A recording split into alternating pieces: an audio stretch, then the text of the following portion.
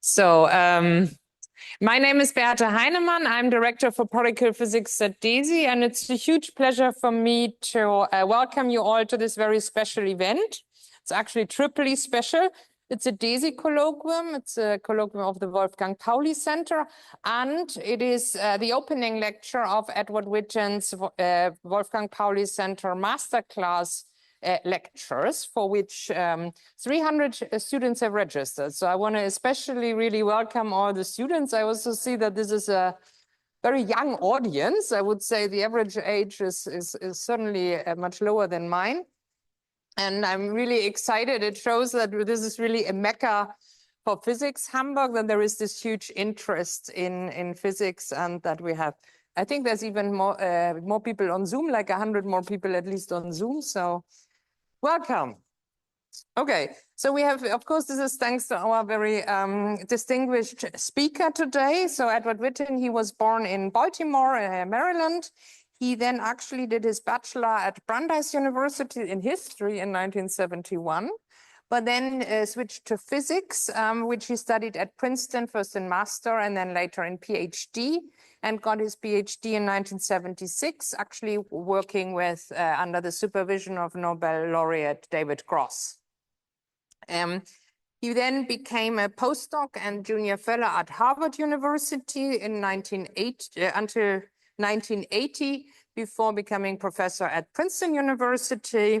And then since 1987, he's actually the Charles Simonyi Professor for Mathematical Physics at the famous Institute of Advanced Study in Princeton, which is also where, for instance, Einstein spent most of his time after immigrating into the United States. He has many awards. In fact, there's more than 4 pages of awards, and I don't want to take away from the science, so I'm just highlighting a few of the awards. He has won the Fields Medal, the Lawrence Medal, the Isaac Newton Medal, the Breakthrough Prize for Fundamental Physics, the first one in 2013. Actually, I remember that. I was at CERN at the time.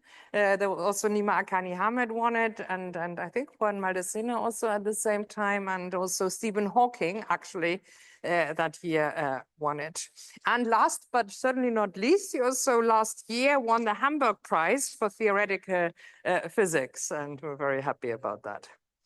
He has accomplished a lot scientifically. He's known as the architect or founder of string theory, the father of string theory. Also the founder of what's sometimes known as physical mathematics, which means to use actually quantum physics to gain insights into mathematics. And that's also particularly why he got the Fields Medal for. And he's also pioneered many novel and fascinating insights into the quantum world through exploiting and exploring dualities.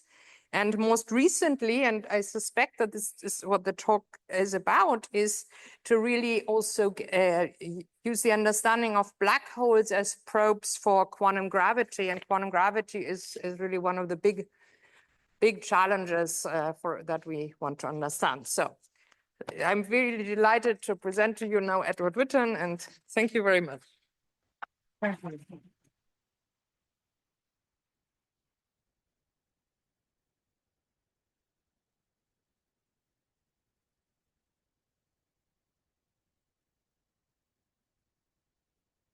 Well, thanks very much for the invitation tonight and for all of the kind words we've just heard. I won't engage in any fact-checking concerning possible exaggerations. So as you can see, my title is Invitation to Black Hole Thermodynamics. And I've tried to make a lecture that makes sense as a standalone lecture, but also that for those who want to go farther on this week, is the beginning for a series of 7 lectures that I'll give the other 6 in the next few days.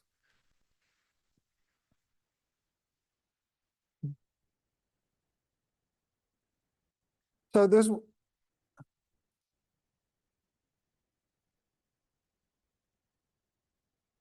if there's one thing that almost everyone knows about a black hole, even if you're not a physicist, it's that entering a black hole is a one-way street, a trip with no return.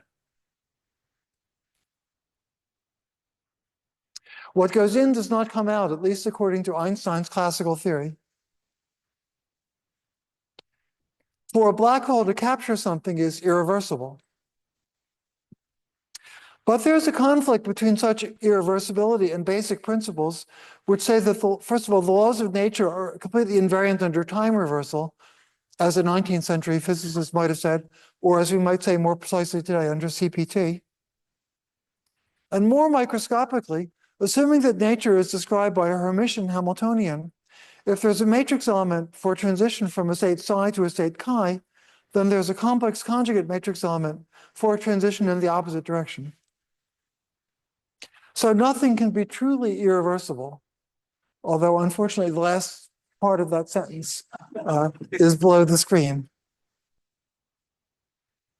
Now, of course, although as I just told you, nothing can be truly irreversible, we see irreversibility all the time in everyday life.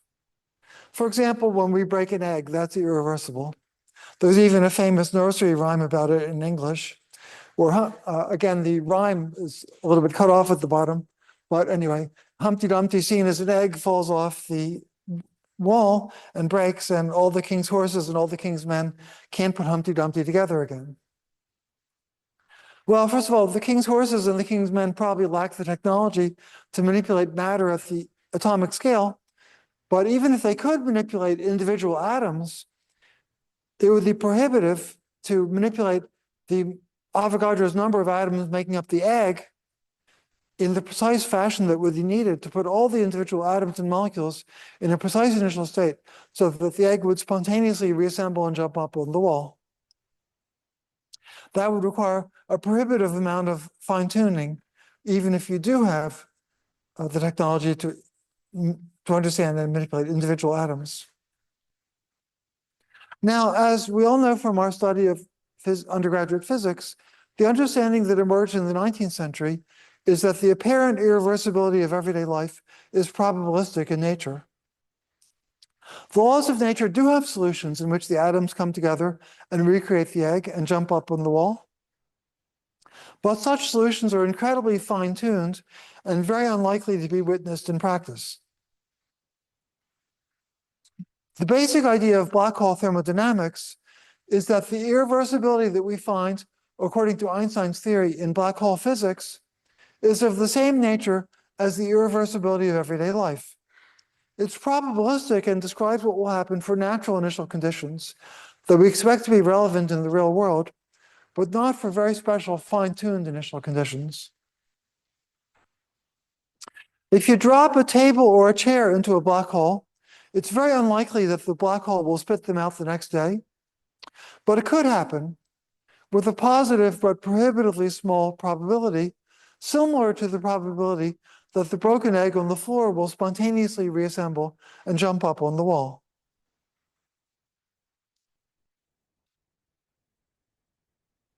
Now, if this is true, it means that Einstein's theory of gravity, general relativity, his greatest creation, is in some sense describing the average behavior of matter, not the microscopic details. Stated this way, there's no surprise, as in any event, Einstein's theory is purely classical, and there's nothing of the microscopic details of quantum theory that are important for describing at the atomic level the reversible and irreversible processes that we know. But there is a surprise, though it's a little difficult to fully explain in today's colloquium, and I think it's even a little bit difficult to fully explain in the whole series of lectures this week. But the surprise that one comes to appreciate as one grapples with this subject, the best way I could think of saying it is that Einstein's classical theory, in some mysterious sense, seems to know that it's giving a sort of average description of quantum behavior. The surprise isn't so much that Einstein's theory, being a classical theory, doesn't know the microscopic details. The surprise is more that it seems to know more than you would think about what the microscopic details will turn out to be. We'll see a little bit of that tonight and a little bit more in the rest of the week.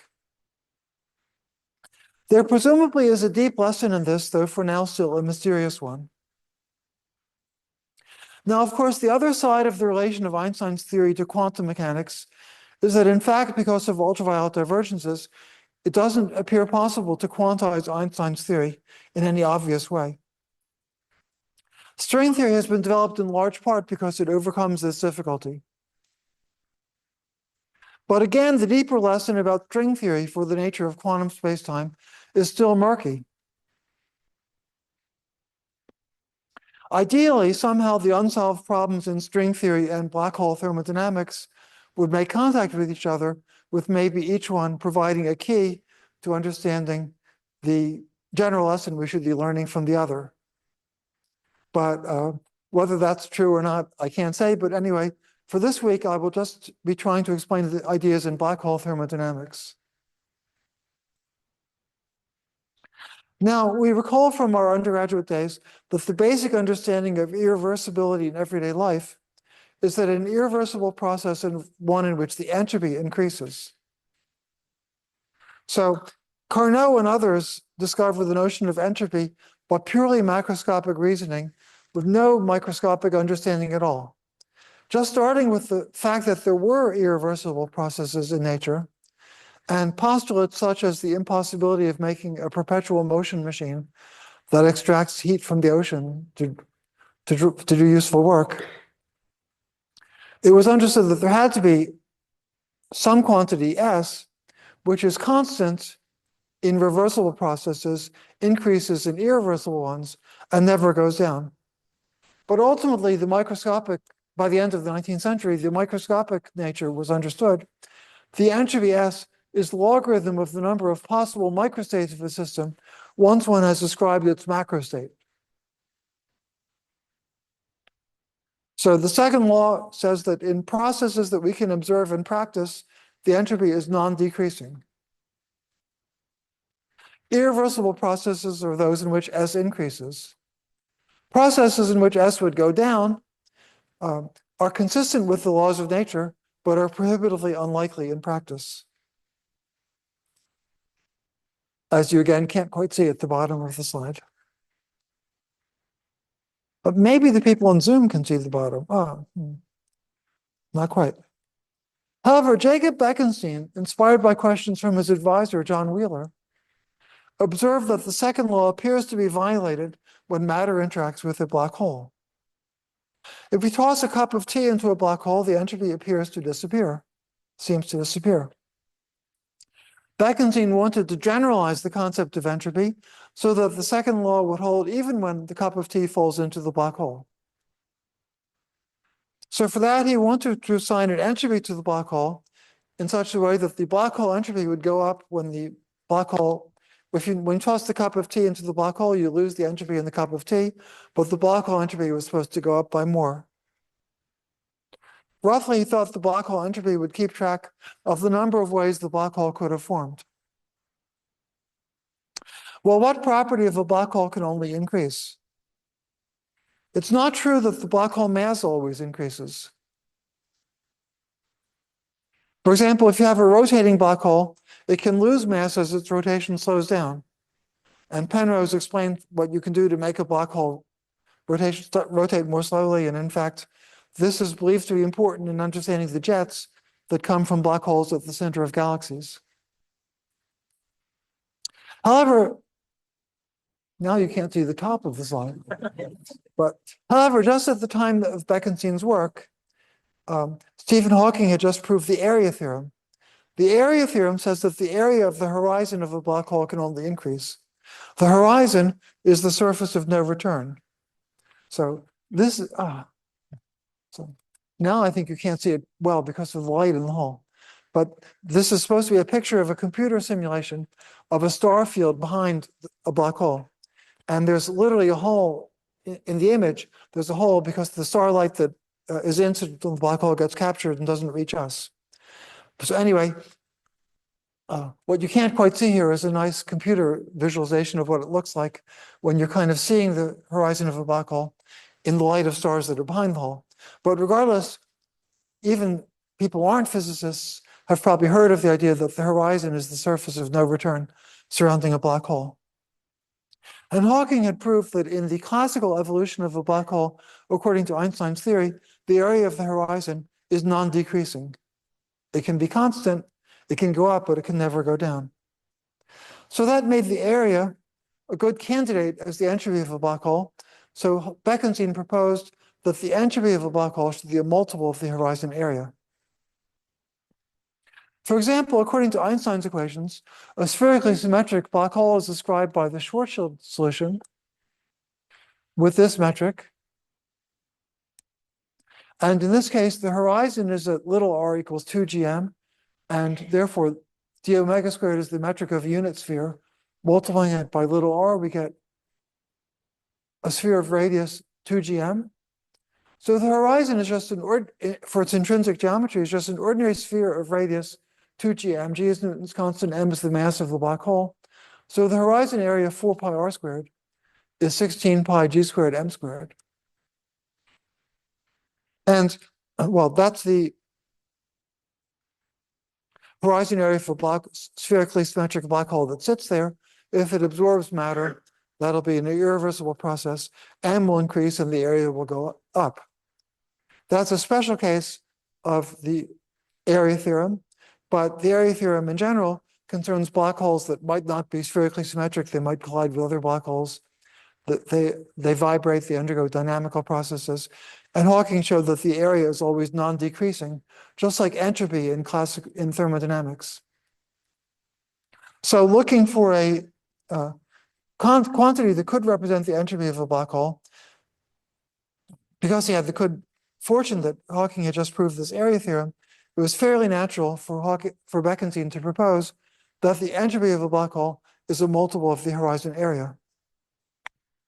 Now, since entropy is a pure number in units with k equals 1, Boltzmann's constant equals 1, but the area of the black hole horizon has dimensions of length squared, Bekenstein made use of constants, Newton's constant and h bar, to get the units right. His formula also contains the speed of light, but I'm setting it to 1. So keeping track of g and h bar, but not c, his formula was that the entropy is the area over a constant times g h bar, where actually the constant 1/4 was not clear for Bekenstein and was provided by Stephen Hawking a little later in a way I'll explain shortly. The fact that h bar appears in the denominator of the formula shows that the formula is fundamentally quantum mechanical. In part because h bar is so small in everyday terms, Bekenstein's, but more because g is so small by atomic standards, Bekenstein's proposed black hole entropy is very large. For example, a spherically symmetric black hole with the mass of the sun has an entropy roughly 10 to the 20 times the entropy of the actual sun. That means if a star collapses to a black hole, that's an extremely irreversible process, according to Bekenstein, where the entropy goes up by a factor of 10 to the 20 for a solar mass star and even more for a heavier star. So Bekenstein's idea was that the entropy of a black hole captures the information lost when the black hole was formed. He viewed it as the logarithm of the number of possible states that could have collapsed to form a black hole. And he proposed a generalized second law saying that the generalized entropy is always non-decreasing. So the generalized entropy was supposed to be the ordinary entropy S out of matter and radiation outside the black hole, plus the black hole entropy, which was for Bekenstein a multiple of A over GH bar. I'm writing it with the later discovered factor of 1/4. So he proposed that the generalized entropy always increases. So the claim was that when something falls into the black hole, S out may go down, but A over 4 GH bar increases by more. Now, Bekenstein tested the generalized second law in thought experiments with some success, but also running into a difficulty that I'll explain. And happily, the difficulty didn't discourage him from publishing the idea. I think it might have discouraged me, but who knows. Before getting into details, though, I should first make clear that in Bekenstein's work, by S out, he meant thermodynamic entropy. Ordinary thermodynamic entropy of Boltzmann, Cournot, and all the founders of thermodynamics was the only entropy Bekenstein considered. So in testing the generalized second law in Bekenstein's original formulation, we should assume that the inflowing matter is the system to which thermodynamics applies. For example, we can assume, well, the main example Bekenstein considered is that the black hole was absorbing a beam of black body radiation at some temperature T. Now, in 3-space, 1-time dimension, the relation between energy, E, temperature, T, and entropy, S, in black body radiation is that the energy is 3/4 the temperature times the entropy. If a black hole of mass m absorbs energy E, which I'll assume is much less than m, from black body radiation, its entropy, which was this, so given what we found for the area, the entropy is 4 pi g m squared. It increases by approximately 8 pi g m times E. So that's the change in the black hole entropy. But the change in S out from this formula, when the black body radiation loses energy E, the change in S out is minus 4E over 3T.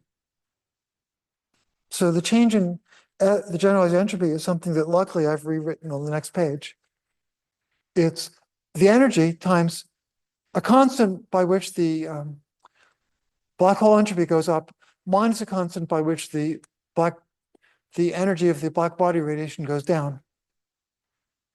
And you see the change in S-gen, the change in the generalized entropy is positive as long as the temperature of the black body radiation is such that the typical photon wavelength, which is of order 1 over T, is small compared to the size of the black hole, which is the black hole diameter is 4 gm. So if the black hole is absorbing radiation whose wavelength is less than the size of the black hole, then everything was fine and the generalized entropy increased. But delta S-gen is negative, violating the proposed generalized second law, if the temperature of the inflowing radiation is so low that that 1 over T, the wavelength of the inflowing quanta, are bigger than the size of the black hole. Well, in Einstein's theory, a black hole can absorb photons of wavelength much longer than the size of the black hole. Not very efficiently, but still it can definitely absorb them. So therefore, in Bekenstein's work, a process that violates the proposed generalized second law was possible.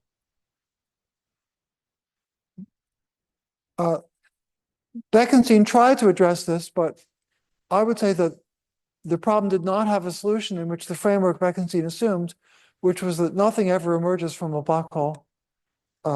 Given that assumption, I don't think this problem had a solution. In thermodynamic terms, since the black hole is assumed to not be radiating, one would have to assign it a temperature of 0. But then the first law, dE equals TdS, says that in a process in which the change in energy is positive, the change in entropy should be infinite, clashing with the fact that Bekenstein wanted to assign a finite entropy to the black hole.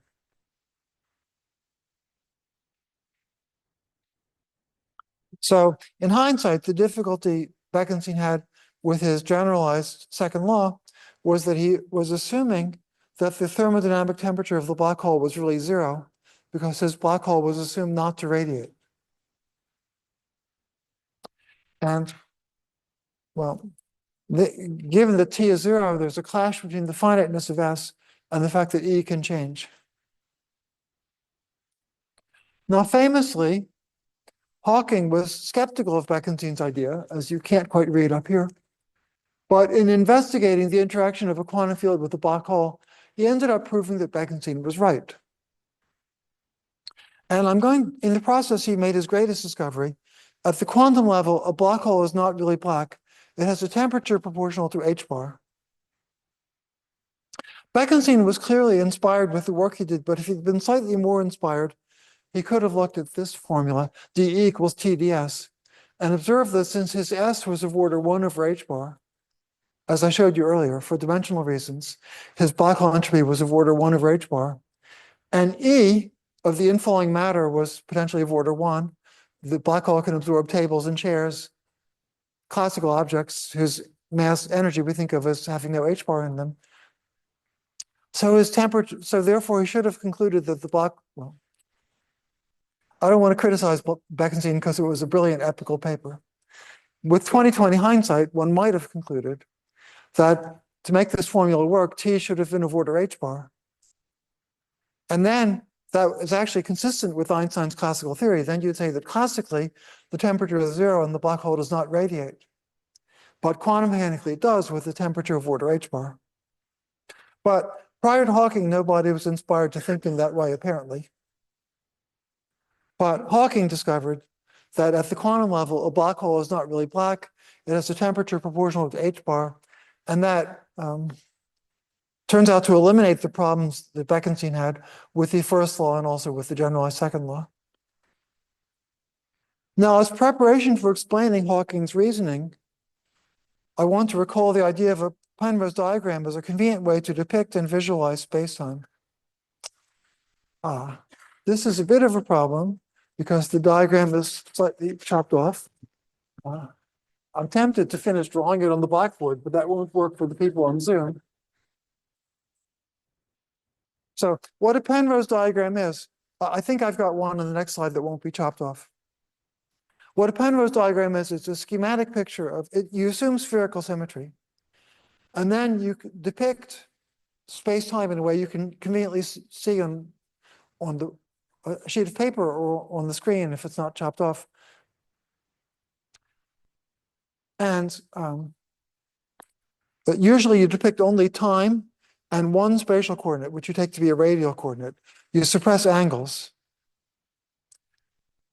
Okay, this is a better picture, so let's look at this one. This is the Penrose diagram of Minkowski space. So the radius is plotted from left to right. It goes from 0 on the left boundary to infinity over here. And time runs vertically. So time goes from -infinity, only slightly cut off, to plus infinity. But a conformal mapping is usually made. Well, the main purpose of the diagram is to show causal relations. And the way causal relations are shown is that coordinates are chosen so that radial incoming or outgoing light rays are at a pi/4 angle to the vertical. So this purple line is meant to be at a pi/4 angle to the vertical, and it depicts an outgoing radial light ray. In other words, a particle escaping from near r = 0 at the speed of light. An ingoing radial light ray isn't drawn, but it would be at a pi/4 angle from the vertical, but in the opposite direction.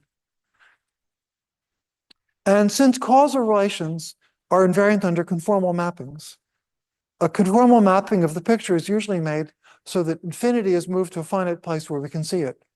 So future null infinity, where a outgoing light ray would eventually reach, is this diagonal line, and past null infinity is this one.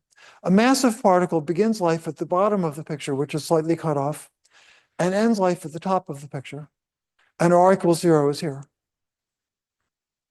So many of you will have seen Penrose diagrams before, but for those who may not, or who want a short refresher, that's the best I can do in a moment to explain it. Now, Hawking made his discovery by analyzing the behavior of quantum fields in a black hole geometry.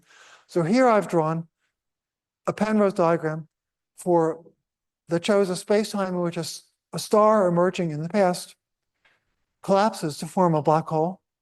The picture differs from the previous one mainly by the fact that there's this black hole horizon, this diagonal line, which is meant to be at a pi/4 angle from the vertical. And there's a singularity, this wiggly line at the top, schematically represents the black hole singularity. The gravitational field of the collapsing star created this black hole horizon. The star fell behind the horizon. It ended its life at the singularity. And anyone who crosses the horizon can't escape, because the best you can do is to go outward at a pi/4 angle from the vertical, which, well, to the extent the picture is drawn carefully, would be parallel to this horizon, so you wouldn't succeed in escaping. So if you stay, a massive observer who stays outside the black hole horizon will end life at this point labeled I+, which represents future infinity. And what we're going to do in a moment is to consider the observations that would be made by an observer who stays at a safe distance.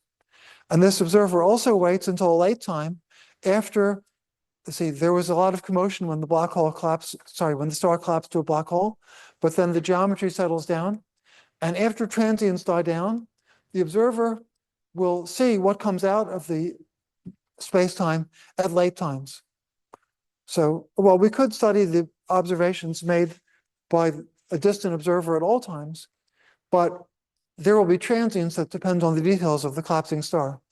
Hawking discovered that what the observer will see at late times is universal, only depends on the mass of the black hole and not on the details of the collapsing star.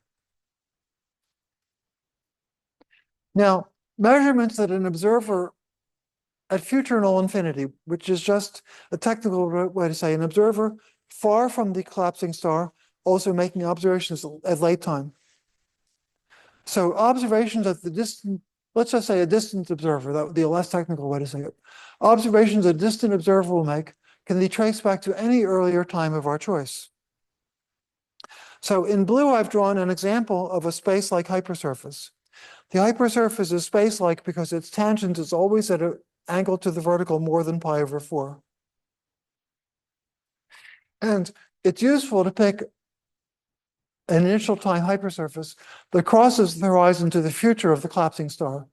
That means I've picked a blue hypersurface that intersects the horizon, well, outside of the world volume of the star. The red portion of the spacetime is the world volume of the star. So this blue hypersurface is chosen so that it crosses the horizon well after the black hole formed and after transients have died down. Now, signals might be emitted from the blue hypersurface and might reach the distant observer. And if that happens, assuming the signals are massless particles like photons, they'll travel to infinity at the speed of light, so they'll be represented by diagonal lines that are parallel to the horizon at a pi over 4 angle from the vertical. Those represent outgoing null signals, outgoing massless signals that might reach the observer at infinity, at which the observer at infinity will measure to see what's happening. Now, what will the observer see? Here finally is a picture where you can see the whole thing, by the way. So in this picture, the black hole, the star appears to have emerged at a point in the past. But that's an artifact of the conformal mapping used in drawing the Penrose diagram. The star was a star in the past. It had the radius of a star, whatever that is, maybe 1,000,000 kilometers in the case of a star like the sun. And then it eventually collapsed to a point in the future at the singularity after living a long life and eventually collapsing. And the collapse might have created a supernova with a lot of stuff coming out. But our observer is planning to make observations after all that chaos ends. So I haven't even drawn the chaos in this picture to not make it too busy. But important to us is that the observer is living way up here, which means far from the motion, but also at late times. And we'll look at quantum signals that emerge from the interior of the spacetime, but which we can trace from initial data on this hypersurface S. Causality says that we could trace what we observed from any surface in the past, and I've just picked one that will be convenient for the analysis. Now, part of Hawking's insight was that although the full details of exactly what the observer will see depend on the precise quantum state of the collapsing star, if we ask what the observer will see in the far future, after transients die down, we will get a universal answer. The key point about this picture is that a signal that's observed very late originated from very close to the horizon.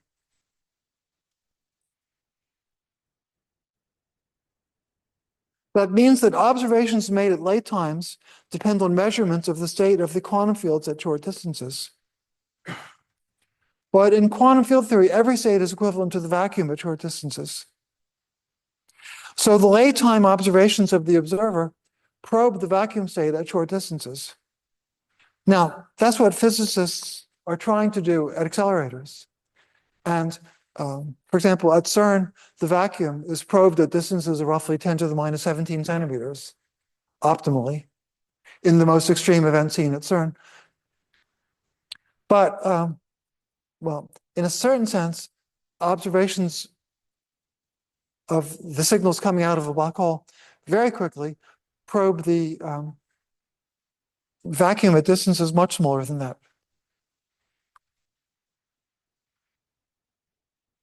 Now, okay. Here I've drawn the part of, okay. The previous picture was rather busy, this picture. And in the next slide, I'm going to draw a version of the picture that only shows the important bit. The important bit is the horizon, and then the far future. And the late time observer at a big distance is living up here. In this picture, it doesn't look like this is a big distance from the black hole. but that's an artifact of the conformal mapping that was used so that we can see the picture.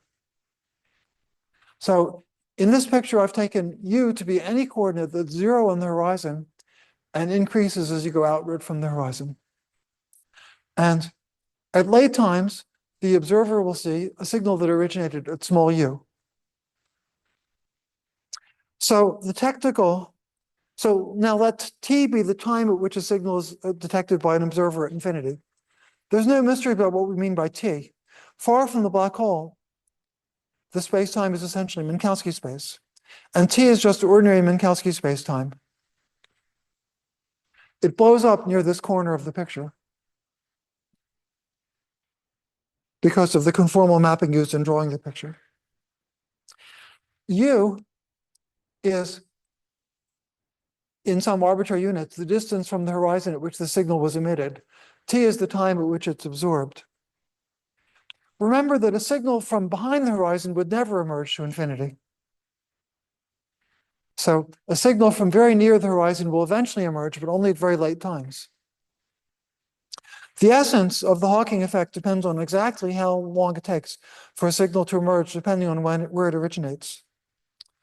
This is a crucial. I hope this formula is on the next page again. Yeah, it is. Okay. So the crucial formula for the Hawking effect is the relation between T and U. And it was written here, but we'll see it again on the next page. The formula is that T is 4gm times the log of 1 over U, plus a constant that depends on how U is defined, plus a correction of order U. And we can also invert it to express U in terms of T. So as U goes to 0, the time at which the signal diverges, but only logarithmically. So that's a very slow divergence. But if you invert it, you get exponential decrease. So at a late time t, the distance from the horizon at which the signal emerged is a constant times e to the minus t over 4gm. So for example, in the case of a solar mass black hole, 4gm is, I forget, but something like 10 microseconds. So if you wait 1 second, this factor will be roughly e to the minus 100. So I can assure you that our experimentalist friends would be very happy if they could probe the vacuum at a distance shorter by a factor of e to the minus 100 every time they waited 1 second. It usually is much harder than that to probe the vacuum at very short distances. Now, this formula and also this one, they're the key to the Hawking effect. But unfortunately for today, I wasn't going to give a technical derivation. I will give one in the first lecture tomorrow. For today, we'll just accept that although the time at which a signal emerges diverges as u goes to 0, it only diverges logarithmically. And inverting that, we get this exponential sensitivity. So at late times, in other words, if t is large, u is exponentially small. So signals that a late time observer sees can be considered to have emerged from exponentially close to the horizon. And that also means there's an exponential redshift. So if you see a signal observing at late times at a reasonable frequency, it originated near the black hole at an exponentially large frequency. And as I've said a couple times already, a basic fact, but this time you can see it. A basic fact about quantum theory is that at sufficiently small distances, any state of the universe looks the same and is equivalent to the vacuum. So the late time observer is probing the vacuum at short distances. And that's actually why Hawking got a universal answer, independent of how the black hole formed. A late time measurement just probes the vacuum at short distances. Well, what does the observer at infinity measure? The observer probes outgoing radiation by measuring a quantum field that I'll call psi of t. In the real world, one would probably measure the electromagnetic field, but I'll consider a simpler model. And I'll take a couple minor shortcuts. Tomorrow, we'll discuss a more realistic model. A typical observable that might be measured is the correlation between the value of psi of t at 2 different times t and t prime. So in the real world, you'd be measuring the electric field, for example, and you'd want to know the spectrum of outgoing radiation as a function of frequency. And you would get that by Fourier transforming the 2-point correlator of the electric field at 2 different times. So a 2-point function of the electromagnetic field would give you the frequency of outgoing photons. But today we'll consider a slightly simpler model where we are measuring the 2-point function of a quantum field psi of t at 2 different times. So this correlator is called a 2-point function, and I'll denote it. The expectation value in the radiation coming from out of the black hole, I'll denote by the symbol as the expectation value of psi of t prime, in the state of the fields coming out of the black hole, whatever that is. Now, near the horizon, a quantum field typically has a power law singularity. Now, technically, I'm going to assume, okay, I should step back a little bit. Whatever, for example, if you're measuring the electromagnetic field, in the field of a spherically symmetric black hole, you could make a partial wave expansion and expand in spherical harmonics. Each harmonic would be a 1 plus 1 dimensional quantum field. After taking some particular spherical harmonic, you would have a field that still depends on time and also distance from the black hole, time and radius. So it would be a quantum field in the 1 plus 1 dimensional sense. And the typical behavior of a 1 plus 1 dimensional quantum field is to have a power law singularity. For brevity, I'm going to consider the case that the power is 1, but we could consider any power and get a similar result. Power is 1 if the 1 plus 1 dimensional field is a fermion of spin 1/2 in the 1 plus 1 dimensional sense. And then this denominator, numerator that might confuse you, du prime to the 1/2, is just a way to build in the fact that psi has dimension 1/2. So typically quantum fields have power law singularities at short distances. Here for simplicity, I'm just taking the power to be 1. And then, luckily we can see this formula. Then, using the fact that u is a constant times e to the minus t over 4gm, we see that for the observer at infinity, if I just change variables from u to t, we get a formula for what the observer at infinity will see. We get that formula. All I did was start with dimension 1/2, which gave du to the 1/2, a singularity with the power of 1, and then I changed variables from u to t, and I got this.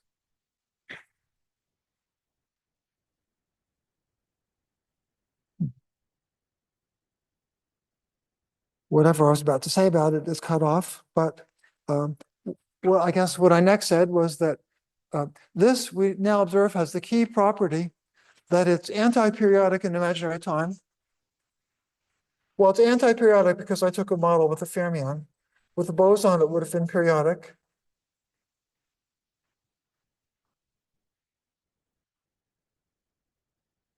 In imaginary time.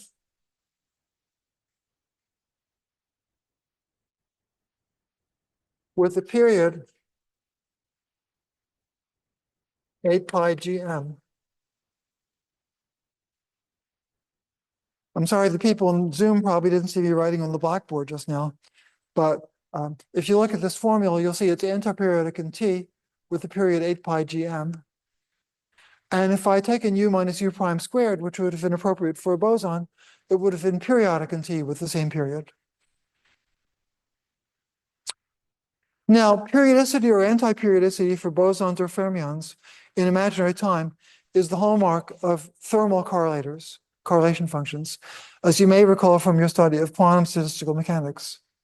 So what we learn is that a black hole, after transients that depend on how it was created die down, radiates thermally at a temperature T sub h, the Hawking temperature, which is 1 over 8 pi gm. Now, I've cheated slightly in the derivation, and we'll go over it at more length tomorrow. So the derivation I've explained is, in my opinion, the quickest way to explain the essence of the Hawking effect. You just start with the fact that a typical quantum field has a power law singularity. Then you change variables from u to t, and the power law turns into an exponential. And the exponential is actually periodic in imaginary time, which indicates a thermal behavior. So that's the essence of the Hawking effect. We'll go over it more slowly tomorrow and fill in some details. But what we learn is that a black hole, after transients that depend on how it was created, die down. We got rid of the transients by using the vacuum correlator of a quantum field, which was a simple power law. In the presence of transient behavior, there would have been some possibly more complicated behavior. But we learned that the black hole radiates thermally, and we can now confirm the value of the entropy. We use the fundamental thermodynamic relation between temperature T, entropy S, and energy E, dE equals T ds. For the black hole, the energy is its mass. The temperature we just found is 1 over 8 pi gm. So we learned that ds is 8 pi gm dm. So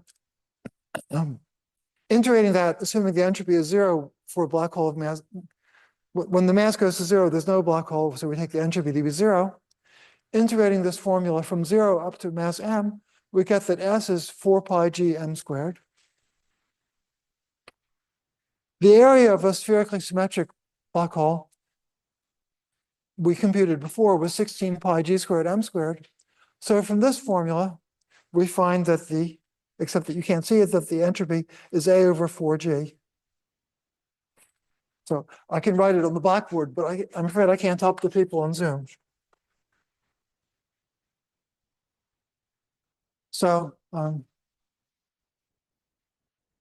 having determined the temperature, the first law and the knowledge of the area, which we computed before, tells us that the entropy is in fact the area over 4g.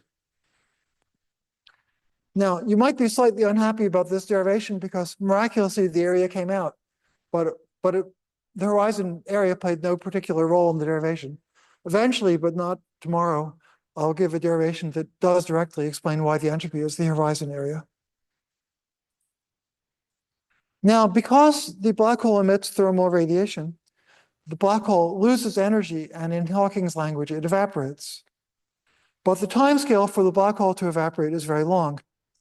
For example, a solar mass black hole takes about 10 to the 67 years to evaporate, assuming it's in vacuum. Of course, in the real world, a black hole is not in vacuum, and it would more likely accrete matter than evaporate.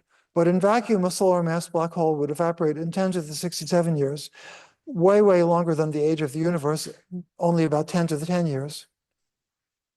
So we don't expect to observe black hole evaporation, unfortunately, unless we're very lucky. For example, if the black hole created very tiny black holes of just the right mass, for which there's no evidence at the moment. We do observe in cosmology something that's believed to be very similar to Hawking radiation from a black hole, namely inhomogeneities in the early universe that are believed to have been the seeds to formations of galaxies in the inflationary universe. The theory behind them is similar to what I've been telling you for radiation from a black hole, although we won't have time to go in that direction. Regardless of its applications to cosmology, Hawking's calculation is of great conceptual interest, and it's posed puzzles that have driven a lot of research in the half century since Hawking's work was published. In Hawking's calculation, the radiation that comes out of a black hole appears to be exactly thermal, with no correlation between the different particles that come out of the black hole at different times, except what follows from conservation of energy and from the temperature of the black hole. After all, the ideal calculation we did gave a pure thermal two-point function. And even improved calculations that I'll explain in more detail tomorrow give thermal behavior. If that's exactly true, it would mean that black hole evaporation cannot be described by fundamental microscopic equations that are invariant under reversing the flow of time. To see this, consider a process in which a star collapses to a black hole which then evaporates. If physics is really described by microscopic laws that are fully invariant under time reversal, then from the decay products of a black hole, it must be possible in principle to reconstruct the detailed quantum state of all the atoms in the star before it collapsed to make a black hole. One should then be able, in principle, to run the movie backwards and describe a state of the universe in which the outgoing decay products are reflected backwards, recombined to make a black hole, which then explodes to make the original star. So the state of the outgoing particles cannot just be purely thermal or random. There must be subtle correlations that contain the information needed to reconstruct the original star. But how that works in detail if you like, is the big mystery in black hole thermodynamics. Now, one basic clue is simply that black hole entropy is so big. For instance, as I remarked, the entropy of a black hole with the mass of the sun is much greater than the entropy of the actual sun. Now, many researchers have thought that somehow the entropy being proportional to the area means that the black hole can be described by some sort of degrees of freedom that live at its surface, with roughly 1 bit or qubit for every 4G of area. For example, in a famous picture in famous article in 1992, Wheeler, who'd been Bekenstein's advisor, illustrated that idea with this picture, most of which you can see. So he visualizes the black hole horizon divided in little bits of area of order 4G. And in each bit of area, he's placed a bit in the sense of computer science, a number 0 or 1.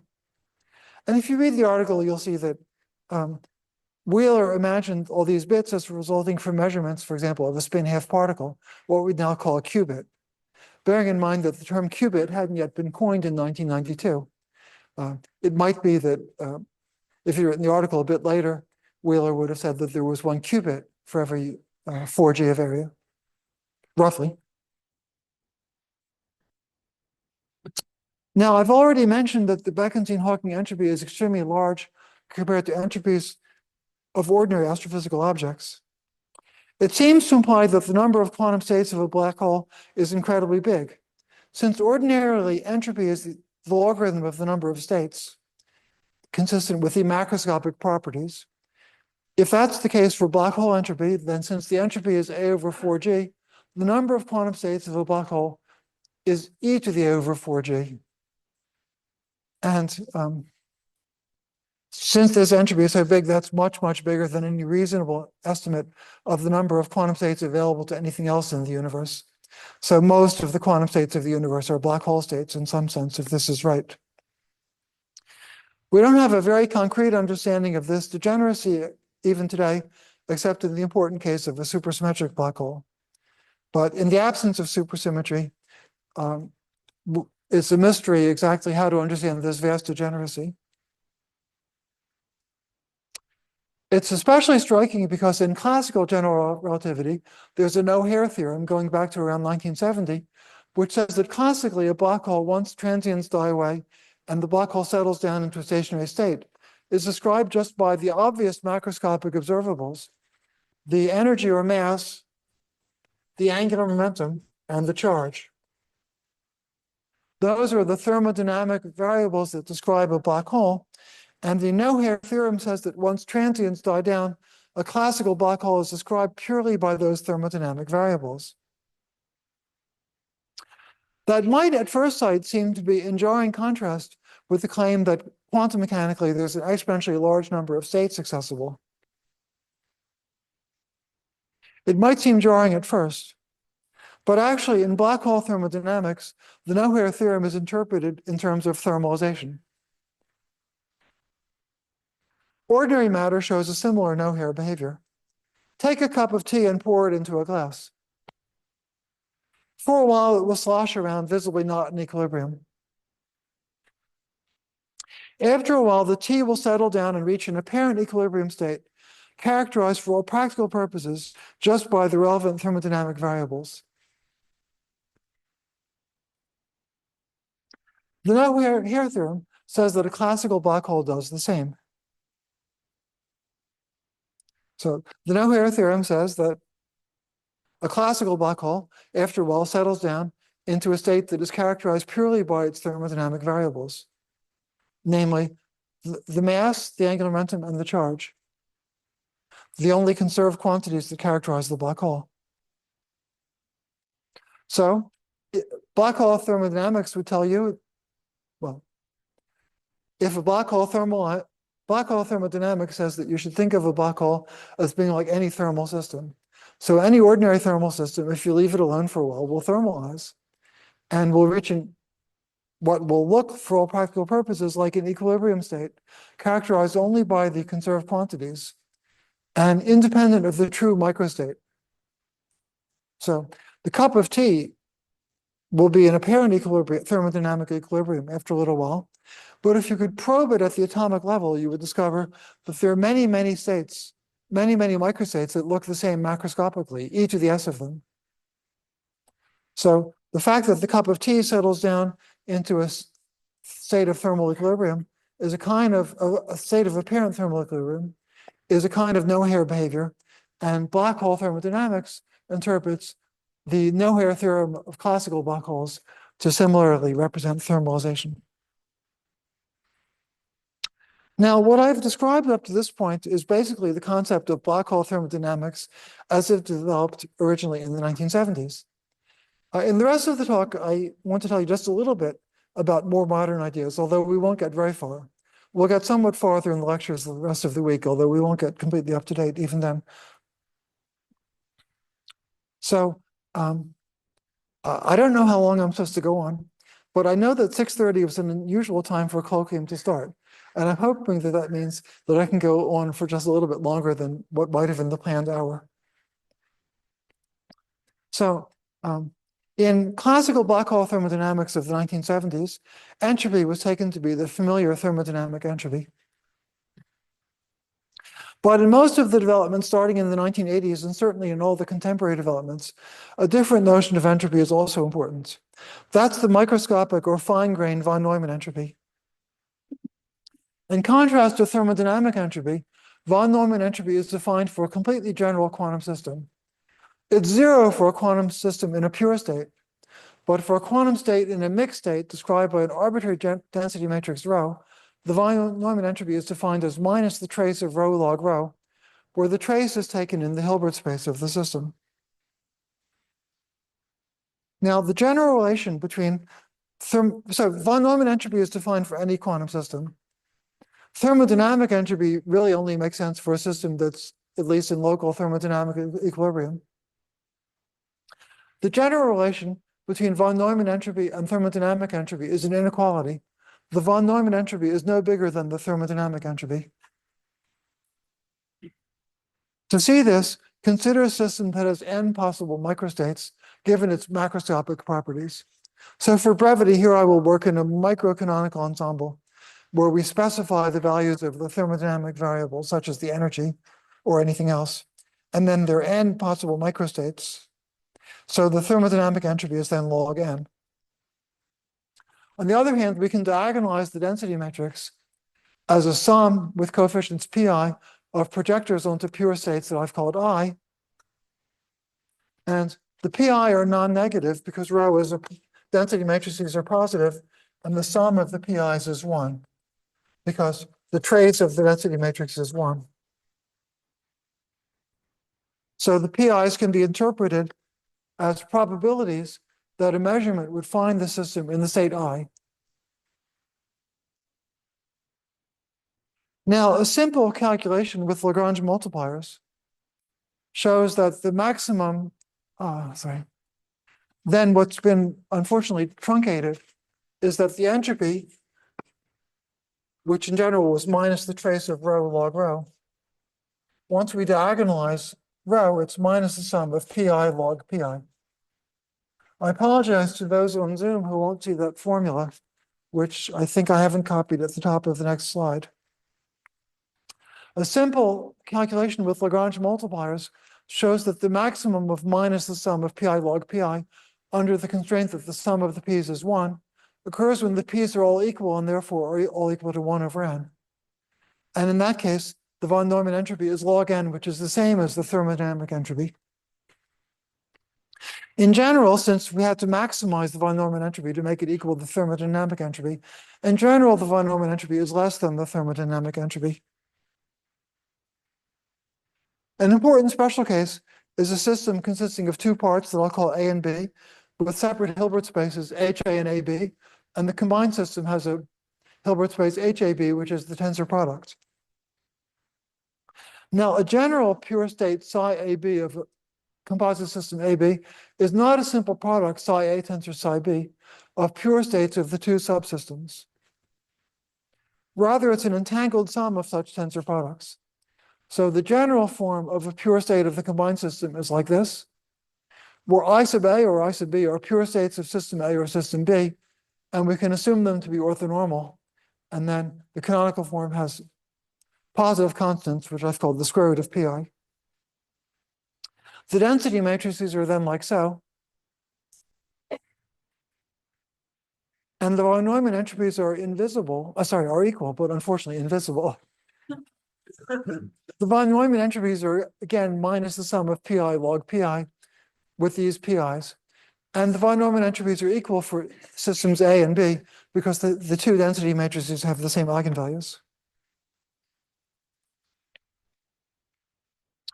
Now, the idea of understanding the Bekenstein-Hawking entropy in terms of entanglement entropy was first put forward by Raphael Sorkin in 1983. The idea was the following. In a quantum field theory, divide space into two systems A and B, which are going to correspond to the quantum fields in regions A and regions B will be our two subsystems.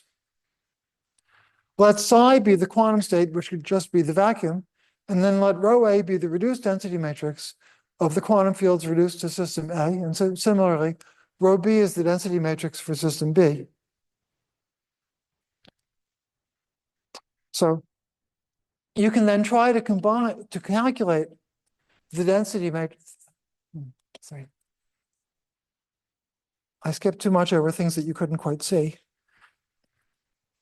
In this special situation, because the entropy of system A and of system B arises purely because of the way they are entangled in a pure state of the combined system, in that particular situation, the entropy of systems A or system B is called entanglement entropy, an important special case of von Neumann entropy. Sorkin considered a pure state of the whole universe, the vacuum state, for example, or any other state, but let's say the vacuum state. It's a pure state of the whole universe, but to an observer who makes measurements only in region A or only in region B, it will look like a mixed state with entanglement between systems A and B. And Sorkin tried to calculate the entanglement entropy between the two systems. And he found it diverged, but the divergence was multiplied by the area of the boundary between them. Now, this was true for a completely general decomposition of space into two regions A and B, but Sorkin had in mind the application to the case that B is the black hole interior and A is the black hole exterior. And in that situation, he found an entanglement entropy that was proportional to the area of the boundary between them, which in the black hole case would be the horizon, but with an infinite coefficient. In modern language, his idea was that gravity would cut off the ultraviolet divergence, leaving an entanglement entropy that is the Bekenstein-Hawking entropy, the area not times infinity, but the area times 1 over 4g. So roughly, since Sorkin had ignored gravity in his calculation, that was like setting g to 0. And a times infinity is the correct answer as g goes to 0, according to Bekenstein and Hawking. And his idea was that with g non-zero, you would get a over 4g. This matches two intuitive ideas. One is that a over 4g is the irreducible entropy for someone who has access only to the region outside the horizon. That's what Sorkin did. In ordinary quantum field theory, he took the region outside the horizon, computed its entanglement entropy, and found that it was the area times something. Unfortunately, the area times infinity, but still the area times something. Two, the divergence in the entanglement entropy is proportional to the area because it comes from short wavelength modes near the horizon, which in Sorkin's calculation was the boundary between the two regions. As if, after cutting off the divergence, the density of quantum degrees of freedom on the horizon per unit area, well, there's 1 degree of freedom per g of area, as in Wheeler's picture, at least part of which you can all see. Now, more broadly, Sorkin's proposal can be motivated by reconsidering the derivation of the Hawking effect.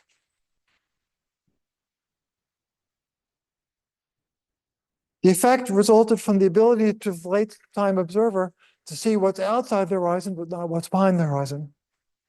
So the thermal nature of the late-time observer's observations came because the observer at late times is able to probe with arbitrary precision what's outside the horizon, but has no information at all of what's behind the horizon. So I think probably not tomorrow, but Wednesday, but maybe tomorrow afternoon, we're going to discuss why just being able to make observations in one region with perfect precision and nothing beyond that leads to thermal properties. Now, I'll tell you sort of one more result about the importance of von Neumann entropy. Susskind and Uglum in 1995 made a simple observation that strongly supports the idea of interpreting S out as entanglement entropy rather than thermodynamic entropy as Bekenstein originally assumed. If we interpret S out this way, the generalized entropy is better defined than either term on the right-hand side is separately. The second term has an ultraviolet divergence that Sorkin noted. But the first term also has a problem, although nobody noticed it before Susskind and Uglum. When Hawking had calculated his effect, and earlier, about 20 minutes ago when I was explaining to you his effect, neither Hawking nor we included loops of gravitons. And that meant that the Newton's constant that appeared in our formula was a bare Newton's constant, G0, without quantum corrections. But when we try to interpret this formula in the real world, we're presumably using the observed physical Newton's constant, since we don't know what the bare one was. And in quantum field theory, if you try to calculate the relation between the bare Newton's constant and the physical one, you run into an ultraviolet divergence, which at one loop order is a quadratic divergence. And Susskind and Uglum observed that at one loop order, the Sorkin divergence, we could call it, the quadratic divergence in S out, cancels the ultraviolet divergence in Newton's constant. So Susskind and Uglum observed that with S out understood as von Neumann entropy, the generalized entropy is ultraviolet finite. Their arguments were a bit crude, but it stood up with later work. It's been done more precisely, and I certainly will explain this point more precisely later this week. Now, von Neumann entropy has been very important in all developments in black hole thermodynamics following Susskind and Uglum. That's the last paper I'm going to tell you about tonight. For those of you concerned about the time, you might be relieved to hear that. That paper was in 1993, so this is 30 years ago still, 31 years. But although von Neumann entropy is important in all developments, it's not true that the Bekenstein-Hawking entropy, where A over 4G, where A is horizon area, is a von Neumann entropy. To see this, we can consider the time dependence of the entropy. Time dependence of an isolated system involves a unitary evolution of the density matrix. Rho is conjugated by a unitary. For example, U is e to the IHT for a system with a time-independent Hamiltonian H. Von Neumann entropy minus the trace of rho log rho is invariant under unitary conjugation. So the von Neumann entropy of an isolated system, like a star that will collapse to a black hole, or a black hole together with its surroundings, is time independent. By contrast, thermodynamic entropy obeys the second law, and it can increase, although you can't see the statement right there. So Bekenstein's idea from the beginning was that the A over 4G increases when the black hole swallows a table or chair or anything else. So since it can increase, and it increases dramatically, when a star collapses to a black hole, the thermodynamic entropy increases by a factor of 10 to the 20 or more, depending on the mass of the star. So the Bekenstein-Hawking entropy was a thermodynamic entropy, not a von Neumann entropy. But by now it's understood, and this will be hopefully something we'll get to toward the end of the week, that also von Neumann entropy is the area of something over 4G, but the something isn't the horizon in general. It's the area of another surface that's called the Ryu-Takanagi surface. That's one of the things I'll explain later this week. To conclude, following another paper from 1993, I'll just very briefly describe what happens to the thermodynamic entropy and the von Neumann entropy in the formation of a black hole by collapse of a star, followed by evaporation of the black hole.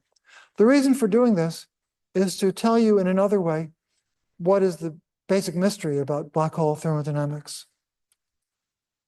The star, to begin with, has a von Neumann entropy no bigger than its thermodynamic entropy, because that's true for every quantum system, as I explained.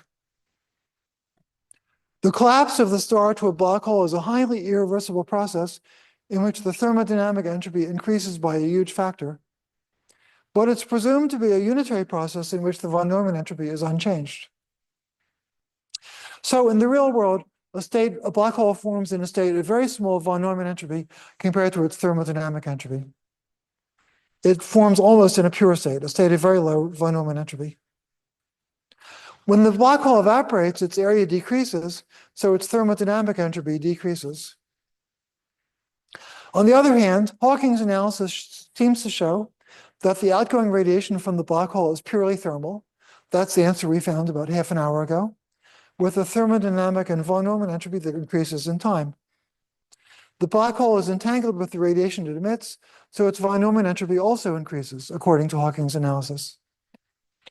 As observed by Page, as the thermodynamic entropy of the black hole decreases, because the horizon area goes down, and the von Neumann entropy goes up, eventually the fundamental inequality between them is violated, and Hawking's calculation has to break down.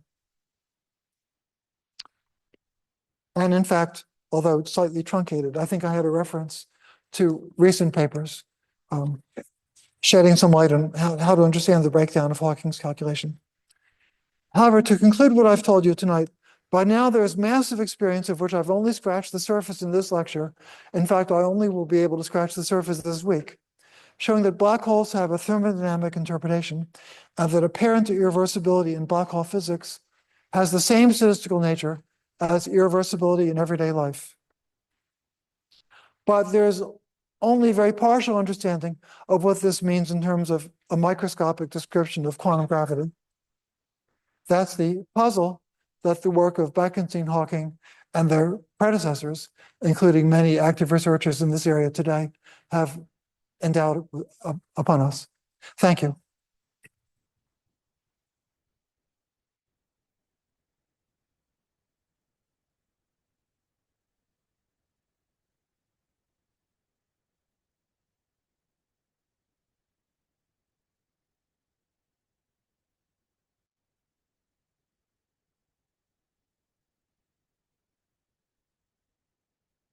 Thanks a lot. Actually, we are a little short on microphones because only one is connected to Zoom. So I'll do it the very classic way without. And so I would encourage you, if you have questions, to shout as well. And we'll repeat the question for people on Zoom and then answer. Okay, that's the idea. So I don't have to run this time, which is good. Other questions? So there are questions.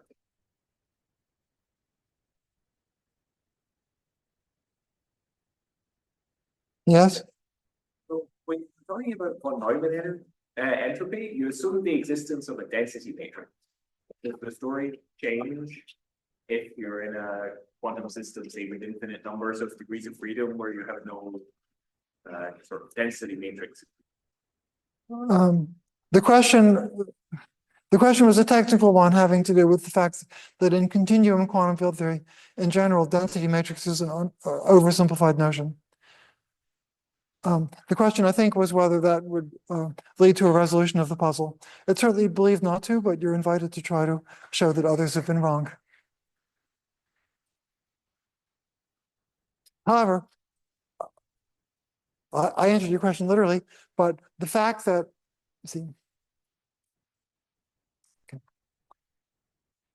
the divergence in the entropy that Sorkin discovered when he first tried to calculate the entanglement entropy outside the horizon was related to what you've drawn attention to, that the density matrix isn't quite a valid notion in continuum quantum field theory that he assumed. Therefore, the fact that entropy is finite in gravity is a suggestion that density matrices are a better notion in gravity than they are in continuum quantum field theory. And there has been recent progress tending to show that, which I in fact did lecture about in Hamburg last year, but wasn't planning to go back to this time. Other questions?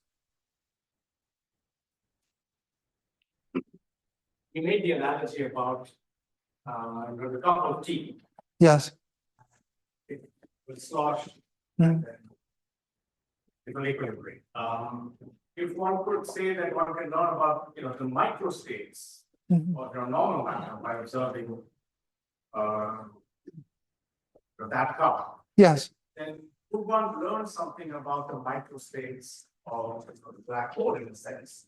Well, From the bring down phase of the molecular of the black holes and the gravitational waves. Just like that. Well, and so the question was, by watching the ring down of a black hole, do we learn something about its microstates? Well, if we watch suppose we pour the cup of tea into the glass. The analog of the ring down of the black hole is the sloshing of the cup of tea.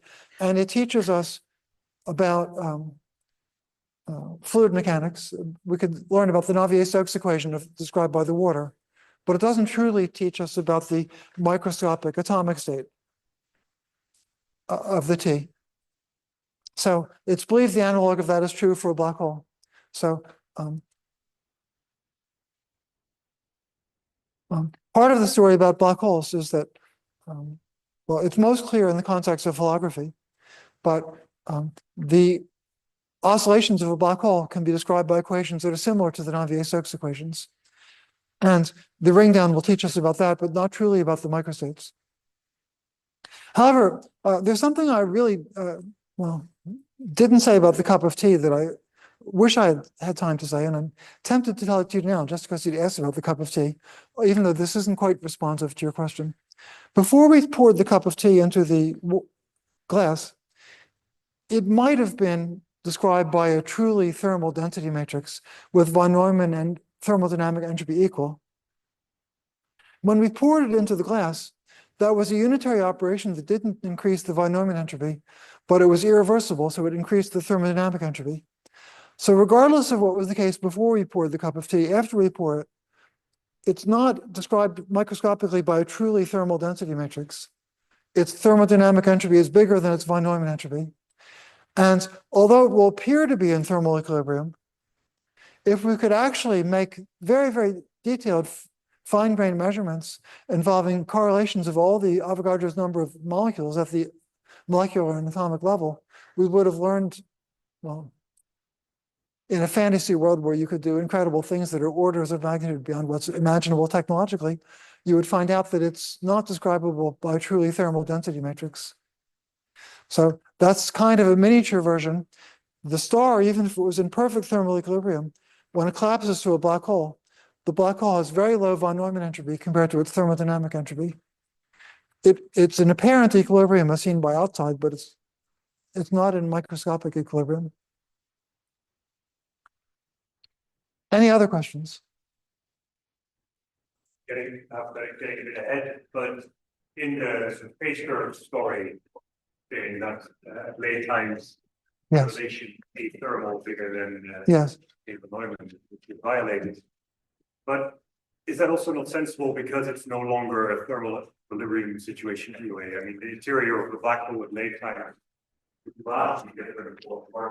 Well, the inequality between von Neumann entropy, the question was, okay. When the black hole forms from collapse, it's born with small von Neumann entropy compared to a much bigger thermodynamic entropy. As it evaporates, one goes down and one goes up. And then if we follow Hawking's calculation, we eventually reach a contradiction first pointed out by Page. The question that was asked was whether the contradiction can be avoided by taking advantage of the fact that the black hole might not be a truly thermal system. Well, no, this inequality is universal inequality for quantum systems. So no matter what you assume about the black hole, as long as it is a thermal system, it can never have a von Neumann entropy bigger than its thermodynamic entropy. So if Bekenstein and Hawking are correct for the thermodynamic entropy, and Hawking is correct for the von Neumann entropy, then something has to change.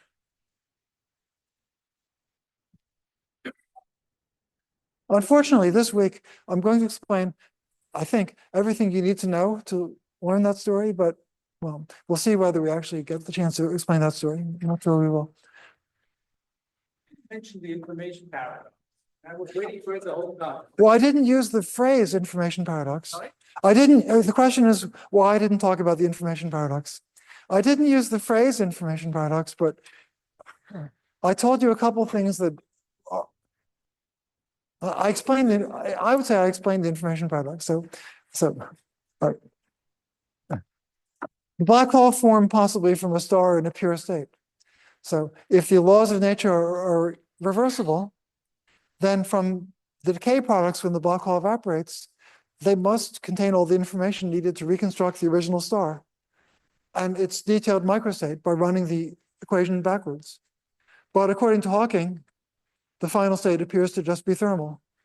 That's the information paradox. Or in Page's formulation, the information paradox arises if we assume that the black hole is a quantum system to which the universal relations, properties of von Neumann entropy apply.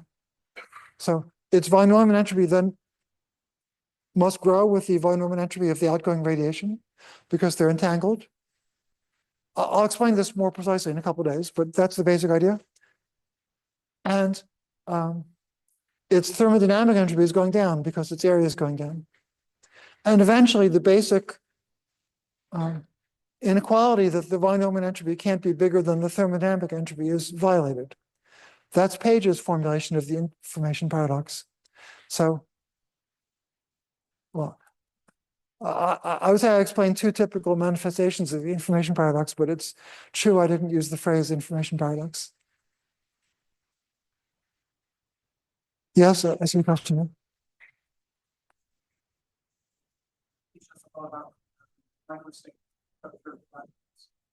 Is there any hope that we can know something about microstates of normal black holes, either like supersymmetry breaking without using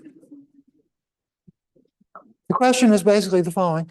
For certain supersymmetric black holes, we have a very detailed understanding of the microstates, accounting for the Bekenstein-Hawking entropy. So with a huge number of microstates, e to the a over 4g, where a is the area. This was first done by Strominger and Waffe in a special case around in 1995 or 6. And since then, there's been a lot of work with more detailed calculations, including quantum corrections to the Bekenstein-Hawking formula and all different kinds of supersymmetric black holes. So there's a lot of wisdom there, but very little insight about similar results for non-supersymmetric black holes to answer your questions. And if anything, the modern ideas suggest that there can't be a similar picture.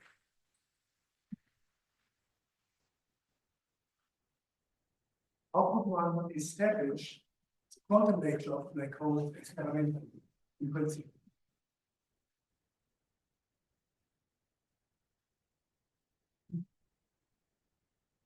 Well, if you could observe Hawking radiation, that would be rather compelling.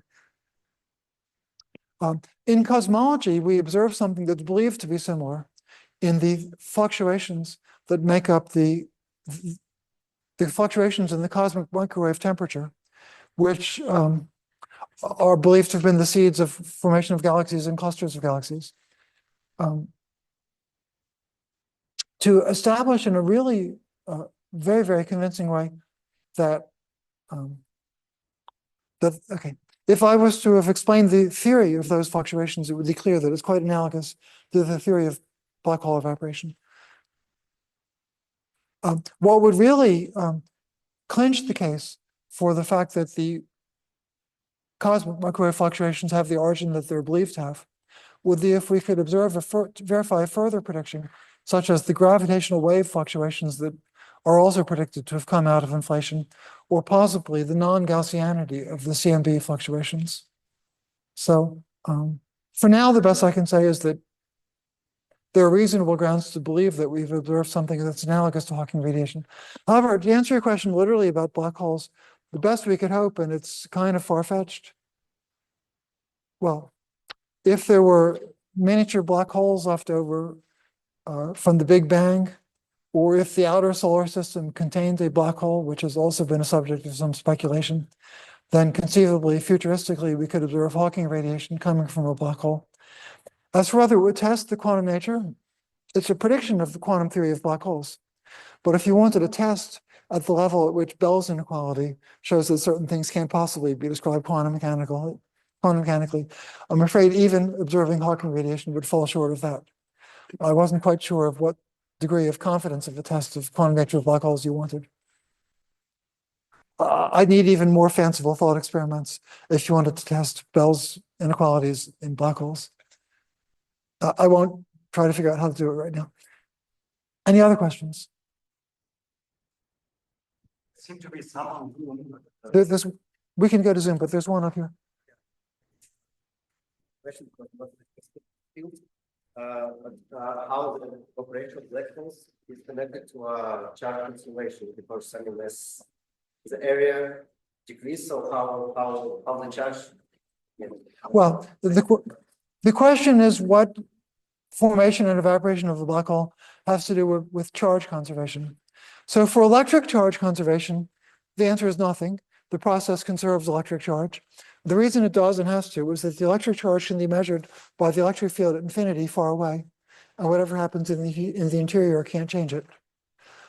So you get a real contradiction if you thought that black hole physics was violating electric charge conservation. But baryon number is another story. So a black hole in the real world forms from matter from a star that's rich in baryons. Then when the black hole evaporates, since the temperature is so low compared to atomic temperatures, that's something I should have stressed more in the lecture. What comes out of the black hole are almost exclusively massless particles for almost the whole life of the black hole. So in particular, baryons don't come out with any significant number. And at the end, Hawking's calculation will break down, the temperature goes up. The temperature of the black hole was inversely proportional to the mass. So it's very, very low for astrophysical black hole.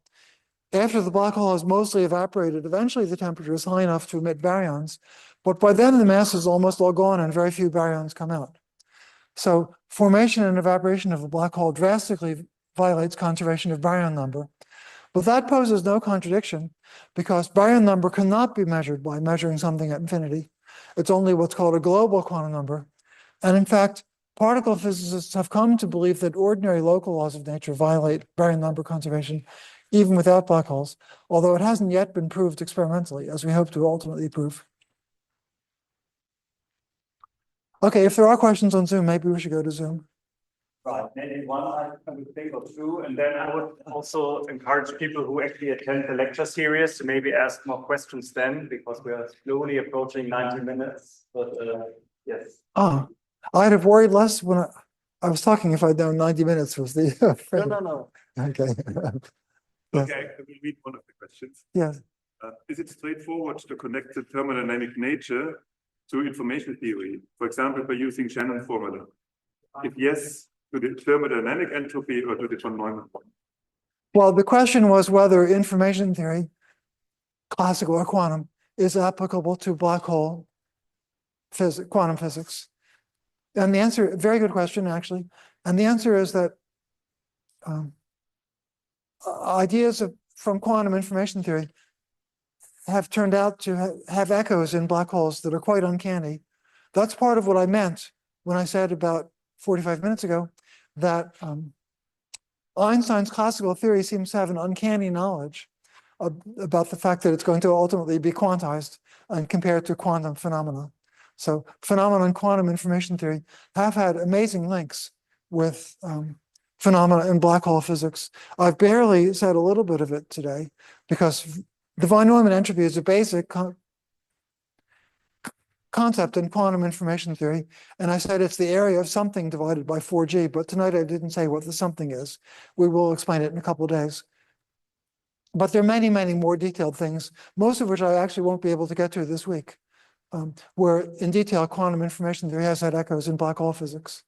So when I told you that even with 6 more lectures, I will only scratch the surface of what's been done in this area, that's what I was thinking about.